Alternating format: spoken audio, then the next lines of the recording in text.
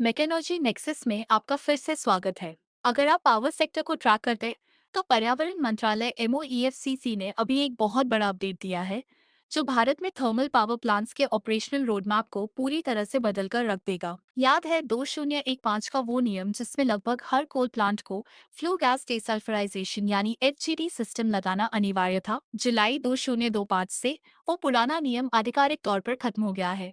सरकार ने भारत की 78% थर्मल कैपेसिटी को इन सिस्टम्स को लगाने से पूरी तरह छूट दे दी है। आज हम इस नई टीयर सिस्टम को डिकोड करेंगे और जानेंगे कि प्लांट ऑपरेशंस के लिए इसका असल में क्या मतलब है।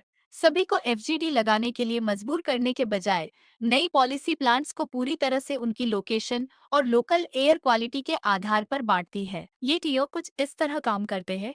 कैटेगरी ए, इसमें वो प्लांट्स आते हैं जो नेशनल कैपिटल रीजन NCR या 1 मिलियन से ज्यादा आबादी वाले बड़े शहरों के 10 किलोमीटर के दायरे में है।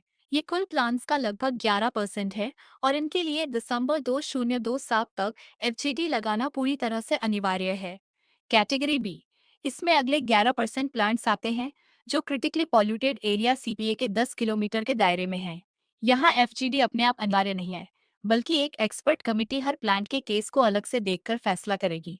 कैटेगरी सी, इसमें बाकी बचे 78% प्लांट्स आते हैं जो इन हाई रिस्क जोन से बाहर हैं। अगर कोई प्लांट कैटेगरी सी में है, तो उसे FGD सिस्टम लगाने से पूरी तरह छूट एग्जाम मिल गई है। तो अचानक यह बदलाव क्यों? इसका कारण है साइंस और हमारी ऑपरेशनल रियलिटी। भारतीय कोयले में सल्फर बहुत कम होता है, आमतौर पर 0.3% से 0.5% के आसपास, और हमारी लंबी चिमनियां टॉल स्टैक्स गैस को अच्छे से डिस्पर्स कर देती है। लेकिन इसका सबसे बड़ा फायदा प्लांट की एफिशिएंसी को होगा। अगर आपने यूनिट परफॉर्मेंस पर काम किया है, तो आपको पता होगा कि FGD सिस्टम कितनी भारी मात्रा में पावर खींचता है।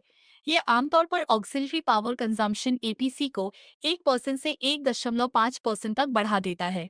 TDB FPS पर चलने वाली 500 MW की एक स्टैंडर्ड यूनिट पर इसका मतलब है कि सिर्फ बूस्टर फैन और स्लरी पंप चलाने के लिए हर घंटे 7.5 मेगावाट जनरेशन का नुकसान होना। इस नियम के हटने से हीट रेट बचेगा। कैपिटल कॉस्ट में लगभग 1.2 करोड़ रुपए प्रति मेगावाट की भारी बचत होगी और फालतू लाइमस्टोन माइनिंग से होने वाले लाखों टन CO2 एमिशन को रोका जा है। And quote. यह पॉलिसी बदलाव पर्यावरण के लक्ष्यों और बेस लोड पावर जनरेशन की जमीनी हकीकत के बीच एक बेहतरीन बैलेंस बनाता है। नई FGD कैटेगरी के बारे में आपके क्या विचार हैं? मुझे नीचे कमेंट्स में जरूर बताएं। पावर प्लांट इंजीनियरिंग और एनर्जी सेक्टर की ऐसी ही डीप डाइव्स के लिए इस वीडियो को लाइक करना और मेटलर्जी नेक्सस को सब्सक्राइब करना न भूलें। मिलते हैं अगले वीडियो सकेगा। एंड को